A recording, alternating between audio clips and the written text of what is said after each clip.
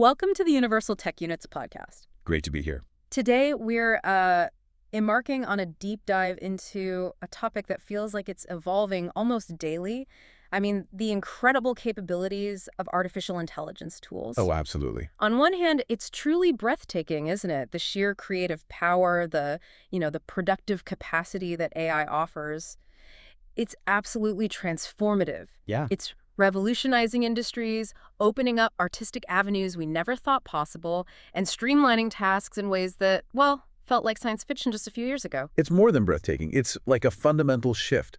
The acceleration we've witnessed in AI's capabilities, especially in generative AI, it's been astounding. Right. But what once required highly specialized programming skills and, immense computing power is now accessible to virtually anyone with an internet connection and a basic understanding of a prompt. Just any. We're talking about tools that can conjure photorealistic images from text descriptions, mimic human voices with uncanny accuracy, and even draft complex, nuanced content at remarkable speed and quality. The barrier to creation is just, well, it's been shattered. And that's the exciting part. That really is. But with great power, as they always say. Comes great responsibility, or maybe great potential for misuse. Exactly. The flip side. As these incredibly powerful tools become easier to use and more widely accessible, so too does their potential for, well, malicious applications. We're witnessing a concerning increase in the sophistication and prevalence of criminal activities leveraging AI. This isn't just theoretical anymore, is it? It's a tangible, growing threat that's becoming increasingly complex to detect and combat. And that's the critical problem we're here to unpack today. The ease with which deepfakes can be manufactured, individual voices cloned, or entirely convincing yet utterly false narratives generated. It means the threat landscape is evolving at an alarming pace. Alarming is the right word. Yeah, and this creates a profound challenge for individuals trying to discern truth from deception, for organizations safeguarding their reputation, and for governments tasked with maintaining public safety and national security. Yeah. It's huge. So our mission today really is to embark on this deep dive into the crucial regulations emerging to combat this criminal misuse of AI, especially maybe in the realm of digital content creation. It's a key area, yeah. We're going to be examining the multi-layered approach being taken to curb these emerging threats.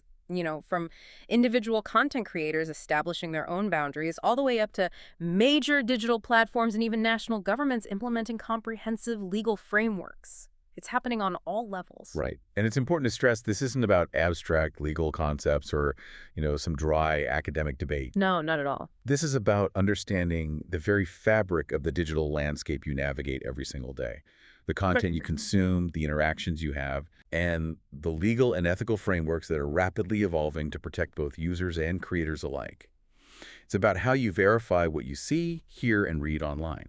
And I guess the collective efforts to ensure that trust in our digital world isn't irrevocably eroded, which feels like a real risk right now. A very real risk. Okay, so the urgency of this issue is, well, undeniable.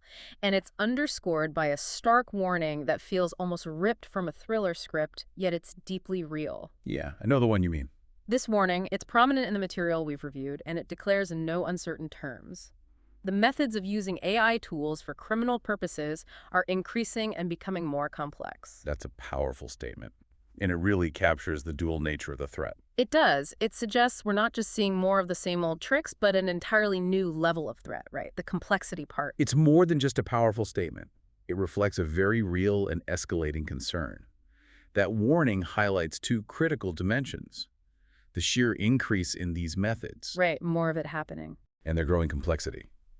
The increase, as you noted, is largely down to accessibility. AI tools that once required, specialized programming knowledge or massive computational resources are now available through intuitive interfaces, often for free or at low cost. So the barrier to entry is just gone. Pretty much. Yeah. It dramatically lowers the barrier for malicious actors, effectively democratizing the ability to create highly deceptive content. So it's like giving everyone access to a cutting-edge digital forgery kit. Yeah. But it's the complexity part that really grabs me. What exactly does that complexity imply? Is it simply that deepfakes are getting better, harder to spot, or is there something deeper, more systemic going on? It's definitely more profound than just improved visual fidelity, although that's a big part of it, for sure. Okay. The complexity refers to several interconnected factors that create a kind of Well, an asymmetry of digital power. Hmm. Firstly, the sophistication of the AI-generated content itself is just leagues ahead of where it was. How so? Deepfakes, right? Powered by these generative adversarial networks, Hmm. they constantly refine their output against a discriminator network.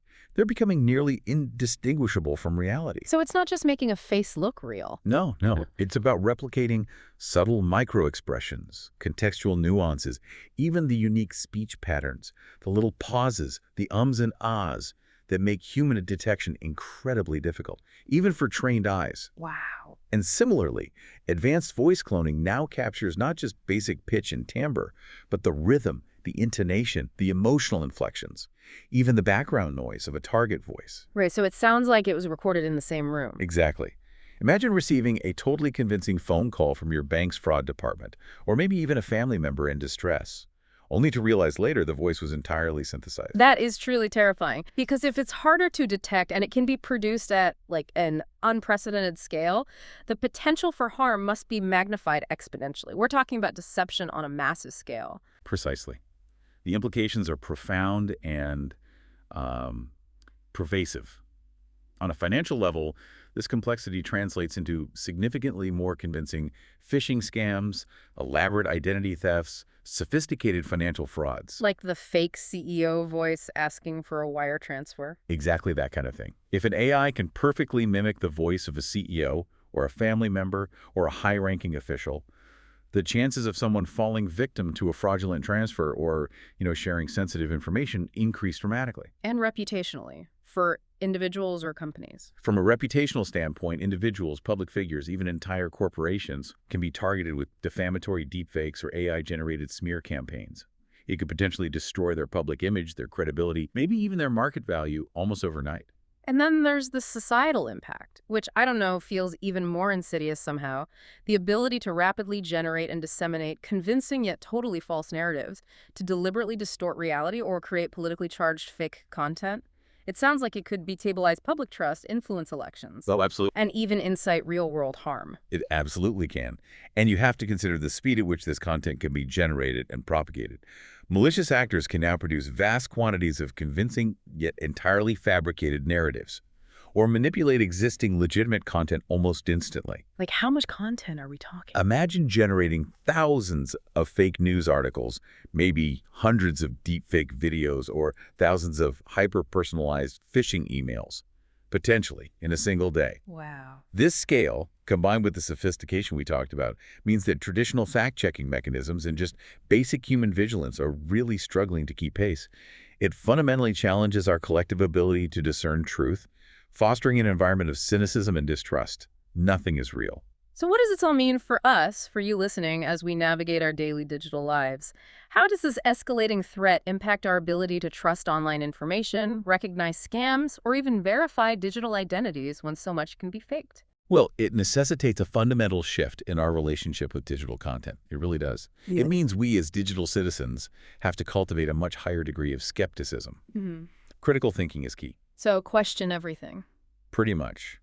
Verifying sources becomes paramount, but even that is challenged when AI can mimic legitimate news outlets or official communication channels perfectly. Right. For you, the listener, it means being acutely vigilant about unsolicited messages, double-checking the authenticity of images, videos, audio, and just understanding that what you see or hear might not be what it seems.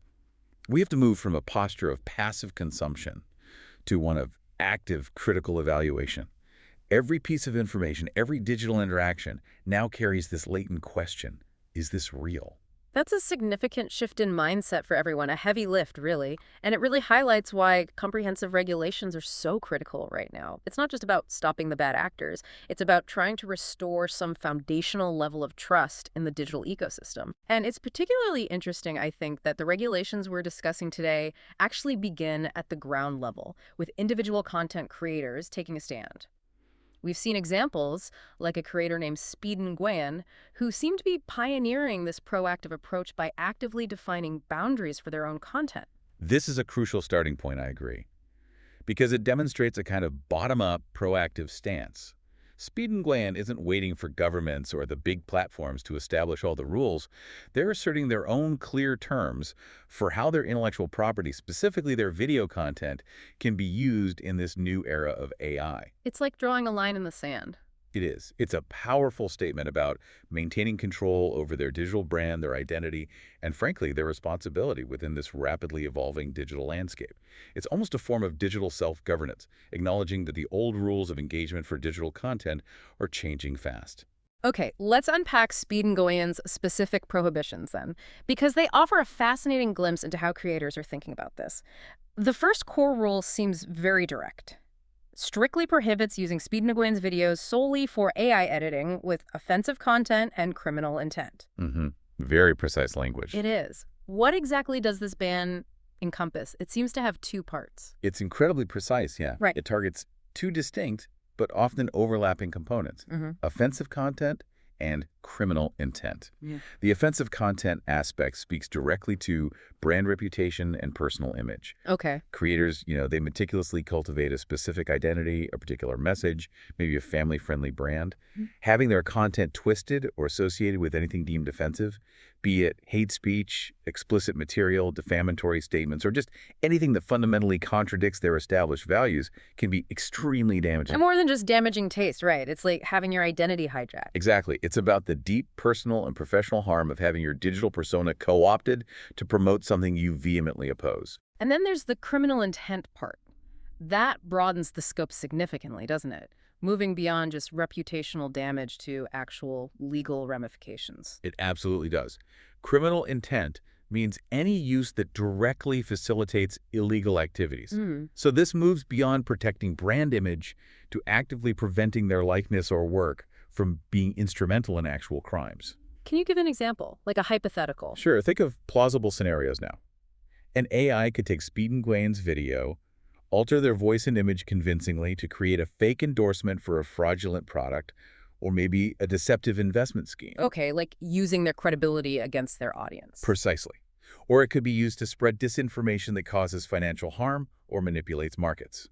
Another grave scenario could involve fabricating this situation where Speed and Gwan appears to say or do something illegal or morally reprehensible, potentially damaging their reputation beyond repair and opening them up to significant legal liabilities. So it's about asserting digital sovereignty over their own creation and likeness. That's a great way to put it. It's not just about protecting copyright in the traditional sense, but about preventing their very digital essence, their persona, from being exploited for illicit purposes. Yeah. It's a creator asserting a profound level of control that maybe wasn't even imaginable or necessary before generative AI took off. It's a really interesting evolution of how intellectual property rights are being interpreted and defended now. It is. For creators, their content is their livelihood, their identity, their personal brand. Allowing it to be maliciously altered not only devalues their work, but actively puts them and their audience at risk. It's a proactive, legal, and ethical boundary being drawn in real time. Okay, the second core rule from Speed and Gwan's policy is about attribution. It states, if re-uploading Speed and Gwan's videos, credit must be clearly given. This sounds, pretty basic copyright stuff. How does its importance get amplified when we're talking about combating AI-driven misuse? Well, while it is a fundamental principle, you're right, its significance is profoundly amplified in the AI era. In a world where AI can effortlessly re-edit, remix, and even generate entirely new content that mimics existing styles perfectly, proper attribution becomes a crucial anchor, an anchor of authenticity and digital provenance. Provenance, like where it came from. Exactly. Without clear credit, an AI-modified video could easily be passed off as original content, or worse, maybe as the creator's own unedited work, leading to outright misrepresentation or plagiarism. Right. By requiring clear attribution, Speed and Gwan isn't just protecting their copyright, they're creating a verifiable digital breadcrumb trail. It allows viewers to trace the origin of the content. This makes it significantly harder for malicious actors to completely obscure the original source if they're trying to deceive audiences with AI-manipulated versions. It's a simple rule, maybe, but it helps maintain transparency in a world that's getting digitally opaque very quickly. So it's a way to maintain transparency and accountability in a landscape where AI can quickly muddy the waters. For us, the listeners, what does this imply about our own ethical responsibility when we share or reuse digital content, even if we aren't the ones doing the AI modifying? That's a really important point. It means cultivating a more conscious approach to digital sharing. Every time you share, or repost, or remix content, especially if it looks like it might be a derivative work, maybe just pause. Consider its origin and whether proper attribution is given. So just take a second before hitting share. Yeah, exactly. The ethical responsibility falls on all of us, really, to ensure that the creators are properly recognized for their original work. This not only supports the creators, financially and reputationally, but it also helps maintain the integrity of the broader digital ecosystem. If we all commit to proper attribution, it makes it much harder for malicious AI-generated content to gain traction by falsely claiming originality or obscuring its deceptive nature. It's a small act, but it reinforces the value of genuine creation. Makes sense. And what are the consequences if someone actually violates Speed and Goyen's rules? The policy is quite clear on this. Unauthorized AI editing of videos with offensive content and criminal intent will lead to copyright violation warnings, community guidelines violations, and/or permanent channel termination. That's quite a progression of penalties. It seems designed to deter. It is indeed, and it reflects a pretty common tiered approach to online moderation and enforcement you see on platforms. The progression from a warning to permanent termination indicates a graduated response, Giving people a chance first. likely intended to give first-time offenders an opportunity to correct their behavior. Yeah, while reserving the most severe penalty termination for really egregious or repeat violations. A copyright violation warning is typically the first step, putting the user on notice that their actions are infringing on IT rights. Okay. Then a community guidelines violation signals that the behavior goes against the platform's broader rules for respectful and safe user conduct, things like hate speech, harassment, explicit content, that sort of thing. And then the ultimate hammer, permanent channel termination. That must have an absolutely devastating impact on a creator's livelihood, their entire online presence. It's definitely not just a slap on the wrist. Oh, it's an existential threat. Absolutely. For many creators, their YouTube channel or Twitch stream or social media presence is their business. It's their primary platform for creative expression and often their main source of income. Everything gone in an instant. Pretty much. A permanent channel termination means the instantaneous loss of their audience, their entire archive of historical content, their monetization capabilities, ad revenue, audience support like super chats or memberships, brand sponsorships, and often their entire established digital identity. It's like being erased from that specific platform's existence. Wow. The financial repercussions alone could be catastrophic, effectively cutting off their business model. It really underscores just how seriously platforms and individual creators are taking these violations. It's essentially a zero-tolerance policy for severe misuse. This makes me wonder, how might these creator-specific rules, like the ones Speed and Goyen put out, how might they evolve? Or maybe become standardized across the wider creator economy as AI misuse becomes even more prevalent? Are we looking at a future where every creator effectively has their own terms of service for AI usage? That's a fascinating question, and I think we are at the very beginning of that evolution, honestly. As AI tools continue to advance and become even more sophisticated, I definitely think we'll see more creators adopting similar proactive stances. So more individual rules. Possibly, but maybe also a movement towards industry-wide agreements, or even standardized digital watermarks, or perhaps unique cryptographic signatures that allow creators to assert ownership and set precise usage parameters for their content, specifically for AI applications. Like embedding the rules in the content. Something like that. Imagine a future where a piece of content carries embedded data, maybe even on a blockchain, that dictates which AI models can train on it, or how it can be transformed and redistributed, that kind of thing. So it's about building a digital rights management system like DRM, but specifically designed for the age of generative AI. Exactly, that's the idea. The aim would be to make these creator-level safeguards more robust, more scalable, and crucially more enforceable. Moving beyond just individual policy statements on a channel page to more systemic solutions. That's interesting. We could even see new technologies emerge that allow creators to automatically track AI usage of their content, or maybe to enforce these rules through smart contracts. This is where the creator economy is really at the forefront, kind of defining new digital rights, often innovating faster than traditional legal frameworks can keep up. They're building the future of intellectual property in this digital landscape. It really does sound like a new frontier for digital rights. And this leads us perfectly into that next significant layer of defense we mentioned, platform-level enforcement. because Yeah. it's no longer just individual creators. The major platforms like YouTube are stepping up now. Yes. Their new monetization regulations seem like a prime example, reflecting broader industry trends in how these digital gatekeepers are responding. That's right. Platforms like YouTube, Google, Meta, they're in a unique and frankly challenging position. Hmm. They host an absolutely astronomical amount of content, they provide the tools for creation and consumption, and they possess immense global reach. Which comes with responsibility. A significant responsibility, yeah, for regulating what gets published on their services. YouTube's new policies are a clear and forceful example of an industry giant acknowledging the growing threat of AI misuse and taking very concrete punitive steps to mitigate it. They're implementing rules that aim to address the problem at its root, basically, cutting off the ability to profit from such content. Okay, and the specific rule from YouTube is quite impactful, as you say. Using other people's videos for AI editing, known as AI abuse content, will result in the video and YouTube channel being blocked from monetization and no longer visible to audiences effective July 15th. That phrase, AI abuse content, really jumps out. How is YouTube defining this category? Why is it so significant that they've given it its own specific label? AI abuse content. Yeah. It's YouTube's explicit term for content that leverages AI to manipulate or alter someone else's original video without authorization and, importantly, with an intent to deceive or harm. So intent matters. Intent seems key here. It's a broad definition, perhaps, but by giving it this specific classification, YouTube is signaling that this isn't just another form of copyright infringement. It's a new, maybe more insidious category of manipulation that goes beyond simple re-uploads or unauthorized copies. How so? It recognizes that AI-driven alterations can create deceptive content that isn't merely a duplication, but a harmful alteration or fabrication based on the original.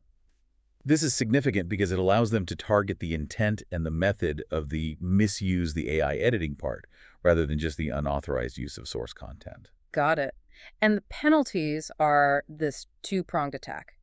Monetization blocking and content invisibility. Let's break that down. How does blocking monetization impact creators, particularly those who might be using AI maliciously? Monetization blocking is a direct hit to the financial viability of a YouTube channel.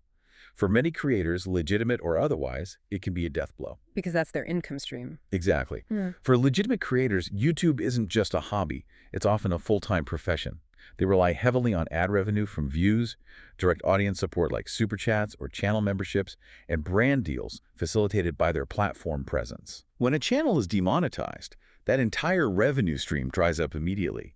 For malicious actors who might be using AI to generate deceptive content purely for financial gain-think, clickbait deepfakes, or AI-generated scams promoting shady products, this penalty directly attacks their economic model. It makes it financially unfeasible to continue producing and distributing such content on the platform. It effectively disincentivizes the whole operation. It hits them where it hurts most. Right, cuts off the money. And then there's the content invisibility. It's not just demonetized, but actively removed from audience view. That feels even more severe, doesn't it? It's like wiping it from existence on YouTube. It is arguably the more powerful disincentive, especially for preventing harm to users. If content is merely demonetized but still visible, it can still spread misinformation, cause reputational damage, or facilitate scams, even if the creator isn't profiting directly anymore. The damage is still done. Right.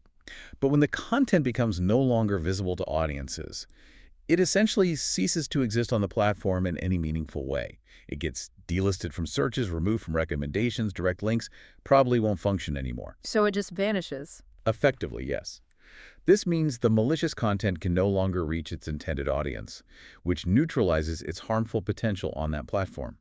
It's a proactive, pretty aggressive measure to protect the broader user base from ever encountering deceptive or harmful AI-generated material in the first place. Now, it's an ongoing battle, of course, but this level of removal is a significant defensive step. And the effective date mentioned, July 15th, tells us this isn't some distant policy proposal. It's a very real, imminent change happening now. Why are platforms like YouTube acting now and with such force? What kind of pressure are they under to do this? Oh, the pressure on platforms is immense, and it's coming from multiple directions. Firstly, there's you could say, existential pressure to maintain user trust. Makes sense if people don't trust the platform. Exactly. If users cannot reliably distinguish real content from sophisticated AI-generated fakes, they will rapidly lose confidence in the platform as a source of information and entertainment. This directly impacts user engagement, watch time, and crucially, advertiser confidence. Brands really don't want their ads appearing next to deceptive or offensive content. Right, brand safety. Brand safety is huge. Sure. Secondly, there's a strong ethical imperative and, frankly, growing public demand to protect user safety. Malicious AI content can lead to real-world harm, financial fraud, reputational ruin, emotional distress, and platforms are increasingly being held accountable, rightly or wrongly, for the content they host and amplify. And government pressure, too. Definitely. Finally, there's increasing pressure from governments and regulatory bodies around the world who are waking up to the emerging threats from AI. Platforms are often trying to get ahead of potential legislation by demonstrating robust self-regulation. They hope to shape the narrative, show they're taking it seriously, and perhaps avoid more heavy-handed governmental intervention down the line. So how do these platform policies, like YouTube's, specifically protect us, the listeners, from encountering this deceptive or harmful AI-generated content? Beyond just punishing the perpetrators, how does it help the average user? Well, by implementing these really stringent monetization and visibility penalties, platforms are basically creating a highly hostile environment for creators who engage in this kind of AI abuse. Making it not worth their while. Exactly. This significantly reduces the likelihood that you, as a viewer, will ever stumble upon AI-generated deepfakes designed to deceive, or fake channels spreading widespread misinformation on those major platforms. It pushes these malicious actors towards the fringes of the internet, making it much harder for them to reach a mass audience on mainstream services like YouTube. Now, no system is perfect, and it's definitely an ongoing technological arms race. Cat and mouse. Very much so. Yeah. But these policies act as a critical, large-scale filter. They protect the vast majority of users from falling victim to these sophisticated scams or misrepresentations. It's an active defense against the pervasive spread of AI-driven deception. Okay, that brings us neatly to the highest level of regulation we're looking at today. Government-level legal frameworks. This isn't just about platform rules or individual creators anymore. Now we're talking national security and high-tech crime. Right. A different ballgame. Our discussion highlights specific entities, like a Ministry of Public Security's Cybersecurity Department and a Department for Prevention and Combating High-Tech Crime. The names themselves indicate this is a national-level response, likely, as you noted, in Vietnam, given the source language. Precisely. And this shift from private platform policy to formal national legal frameworks signifies that AI misuse is no longer being viewed simply as an online content moderation issue. It's being formally recognized as a serious criminal offense with direct national security implications. It's graduated to that level. Yeah. When government bodies specifically tasked with safeguarding digital infrastructure and combating technologically sophisticated crimes get involved, it elevates the discussion entirely. We move from mere policy violations on a platform to actual legal transgressions that carry potentially severe penalties under national law. This acknowledges the strategic threat that AI misuse poses to a nation's stability, its economy, and public trust. So what's the scope of criminal acts involving AI that these government bodies are specifically targeting? The material we saw lists several distinct purposes. Fraud, property appropriation. The financial crimes, yeah. Right, then subversion of the state, spreading false information. The political and societal ones. Distorting content, creating offensive content, and then that broad catch-all and other illegal acts. That covers an incredibly wide range of potential harms. It does. And we can kind of categorize these to understand the breadth of governmental concern. Fraud and property appropriation fall squarely into the realm of financial crime, but now with this AI enhancement. Making them potentially more effective. Much more effective, potentially. This could involve using AI to impersonate individuals for illicit bank transfers, creating those highly convincing personalized phishing attacks we talked about to extract sensitive financial data, or maybe establishing elaborate AI-generated fake investment schemes designed to defraud unsuspecting citizens of their savings. The sophistication of AI makes these scams incredibly hard to detect using traditional methods. They can bypass many human and automated safeguards. And then you have the more politically charged ones. Subversion of the state and spreading false information. These seem to directly address threats to national stability, don't they? Absolutely. Subversion of the state is serious stuff. It implies using AI to, say, generate deepfake videos of public officials delivering inflammatory or false statements, fabricating official-looking government documents, or creating vast propaganda networks designed specifically to undermine government authority, sow dissent among the population, or even incite civil unrest. Wow. and spreading false information, like disinformation campaigns. Exactly. Often referred to as disinformation campaigns. This involves AI creating hyper-realistic but entirely fabricated news reports, social media posts, maybe even completely synthetic digital personas designed to manipulate public opinion, create panic, or discredit legitimate news sources. The potential for societal, political, and even geopolitical destabilization here is profound. And what about distorting content and creating offensive content? Are those purely about defamation, or is there something more to them in this context? Well, distorting content is quite broad. It could refer to altering official records, historical documents, maybe even scientific data to create a false narrative that serves some malicious purpose. This isn't just about misleading individuals. It can be about fundamentally rewriting public understanding of events or facts. That's deeply concerning. It is. And creating offensive content could overlap with the subversion aspect if it incites hatred or violence. But it also clearly encompasses things like generating non-consensual deepfake pornography, a huge problem, or targeted harassment campaigns using synthesized imagery, or creating highly realistic hate speech content, all amplified and made more convincing through AI's capabilities. And that catch-all and other illegal acts. That just demonstrates the government's intent to have a flexible legal framework, one that can adapt as new, currently unforeseen AI-driven criminal methods inevitably emerge. It's a necessary recognition that the threat landscape is constantly shifting under our feet. It also sounds like the methods of operation these criminals use are becoming incredibly sophisticated. The material mentions creating fake channels and creating AI videos combined with fake channels. This isn't just a one-off deepfake anymore. It implies coordinated, deceptive campaigns designed to mislead on a grand scale. Precisely. That indicates that malicious actors are thinking strategically.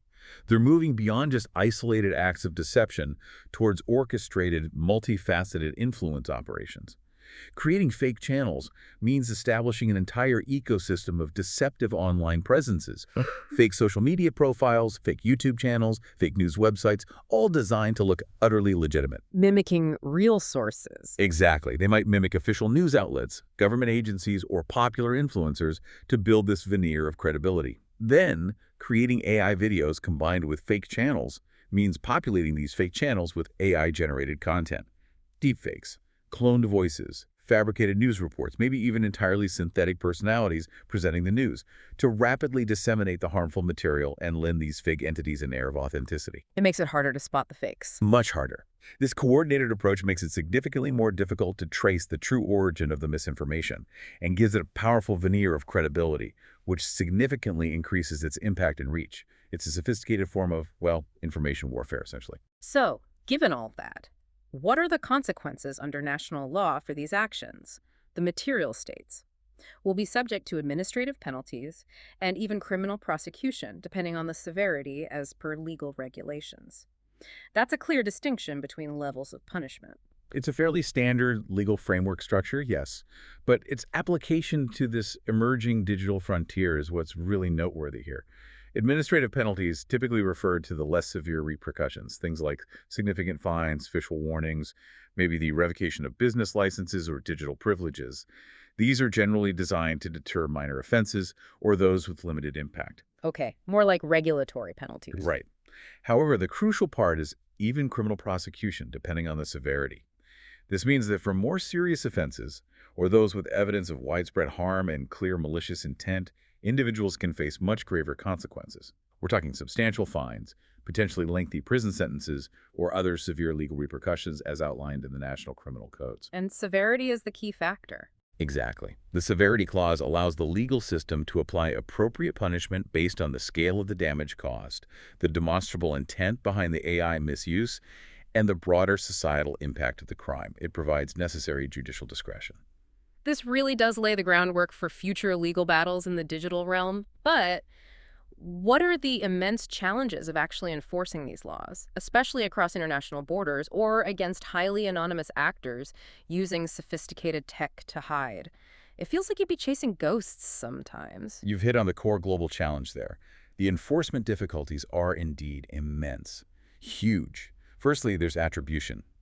Identifying the true individuals behind anonymous online accounts or those using complex chains of proxies and strong encryption to mask their location and identity is incredibly difficult. AI itself can further complicate this by creating entire fake digital identities that seem real. So just figuring out who did it is hard. Extremely hard. Secondly, there's jurisdiction. AI-generated content can originate in one country, be hosted on servers located in another, and target victims in a third, or multiple others. Determining which country's laws apply, and then how to successfully extradite and prosecute individuals across borders. It's a complex legal and diplomatic nightmare. Yeah, that sounds messy. And thirdly, there's the rapid evolution of technology itself. Legislators and law enforcement agencies often struggle just to keep pace with the sheer speed of AI innovation. Laws drafted today might be outdated or have loopholes exposed by tomorrow's new AI capabilities, creating constant regulatory gaps. This is precisely where international cooperation becomes absolutely vital. How so? For sharing intelligence on threats and methods, for trying to harmonize legal frameworks where possible, and for establishing robust mechanisms for cross-border enforcement collaboration and digital forensics investigations. No single country can tackle this alone. And this isn't isolated to just one country, is it? You mentioned international cooperation. It's part of a broader global trend of governments everywhere grappling with how to regulate emerging technologies like AI. What's the core tension here? Is it always innovation versus control? It is. It's a fundamental and really delicate tension that pretty much every nation is navigating right now. On one hand, governments absolutely want to foster innovation. They want to attract investment in AI research and development, and they want to leverage its immense potential benefits for economic growth, scientific advancement, societal improvement, think healthcare breakthroughs, climate change modeling, smarter infrastructure. The upsides are huge. Huge potential upsides. Yeah. Overly restrictive regulations could stifle this vital progress and place a nation at a significant competitive disadvantage globally. But on the other hand, they have a paramount responsibility to protect their citizens, ensure national security, maintain social order, and uphold democratic processes, which AI misuse directly threatens. so it's a balancing act. An incredibly fine balancing act. Governments worldwide are striving to find that elusive sweet spot where they can effectively mitigate the significant risks of AI misuse, like all the ones we've discussed today, without unduly hindering its immense positive potential. This often involves a complex mix: new legislation, public-private partnerships, developing industry standards, ethical guidelines, and, as we said, crucial international collaboration to share best practices and develop common, maybe even globally enforceable standards eventually. It's a global challenge that requires a multifaceted and highly adaptive approach because the technology itself is always moving. Okay, so we've looked at creator-level policies, we've looked at platform-level enforcement, and now government-level legal frameworks. It's clear it truly is a multi-layered, evolving approach. And it all seems to circle back, interestingly, to one unifying goal. Speeding Wayan's stated purpose for their regulations, as outlined in our material, was explicitly to help people raise awareness against the methods of using AI tools for criminal purposes. That statement really does connect all the dots, doesn't it? Yeah. It brings together everything we've been discussing throughout this deep dive, whether it's an individual creator establishing their own ethical terms of use for their work, Right.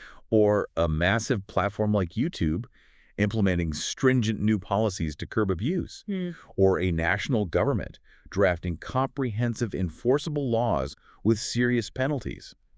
A common and critical objective permeates all these efforts: to educate and empower individuals, the public, to be more vigilant. Yeah. It's an undeniable acknowledgement that regulations and technology alone aren't enough. Public awareness and digital literacy are the ultimate crucial lines of defense. Because if people don't understand how AI is being misused or just how sophisticated the deception has become, they simply can't protect themselves effectively, can they? Not really, no. So the ongoing need for public education as AI evolves seems absolutely paramount. It has to be a continuous learning process for everyone involved. It is indeed continuous, and critically, it's ever-changing. The methods of AI misuse are not static. They are constantly evolving, becoming more sophisticated as the underlying technology itself advances day by day. What works today might not work tomorrow. Exactly. What works as a scam or disinformation tactic today might be obsolete tomorrow, replaced by an even more cunning or subtle technique. Therefore, public education needs to be an ongoing process, constantly updated to reflect the latest threats and vulnerabilities. What does that education look like? What includes teaching robust digital literacy skills from a young age, promoting healthy skepticism and critical thinking habits, and providing clear, actionable guidelines on how to identify potential fakes and, importantly, how to report suspicious AI-generated content effectively. It's really about empowering you, the individual listener, to become an active participant in your own digital safety, rather than just a passive recipient of whatever information comes your way. It's about fostering a proactive sense of digital citizenship. And this brings us right back to you, the listener. What is your fundamental role as an informed consumer and perhaps as a creator yourself in this rapidly changing digital landscape? What does it demand of us? Your role is absolutely crucial, perhaps more now than ever before. As an informed consumer, it means being proactive, questioning the authenticity of content, especially if it seems too good to be true, maybe too shocking, or just too perfectly aligned with a particular bias or viewpoint. Pause before you believe, pause before you share. That's the key. Don't immediately share content without trying to verify its source and context. Look for those subtle inconsistencies, unnatural movements in videos, maybe odd vocal discrepancies in audio, questionable formatting or grammar in text. Use reputable fact-checking tools when you can. And as a creator, And as a potential creator, it means adhering to the highest ethical guidelines yourself, respecting intellectual property rights, obviously, and just understanding the immense potential impact, both positive and negative, of the content you create, whether it's AI-assisted or not. It's really about fostering a responsible digital citizenship where everyone plays a part in maintaining trust, promoting truth where possible, and actively combating misuse. that's a powerful call to action, and it really brings together everything we've covered today. We started with those urgent warnings about escalating AI misuse and the fundamental shift it represented. Right, the increasing complexity and accessibility. Then we explored the specific rules laid down by pioneering individual creators like Speed and Guyan, setting their own boundaries. And then we zoomed out to see how major platforms like YouTube are redefining their monetization and visibility policies to block AI abuse content, effectively making it financially unviable and, ideally, invisible on their platforms, which protects millions of users. And finally, we explored the national-level legal frameworks with government bodies targeting a whole range of AI-driven criminal acts, everything from financial fraud to subversion of the state, with serious administrative and even criminal penalties, despite those immense challenges of cross-border enforcement. And the overarching theme, the thread connecting all these efforts across these different levels of regulation, is that critical need for increased awareness, collective vigilance,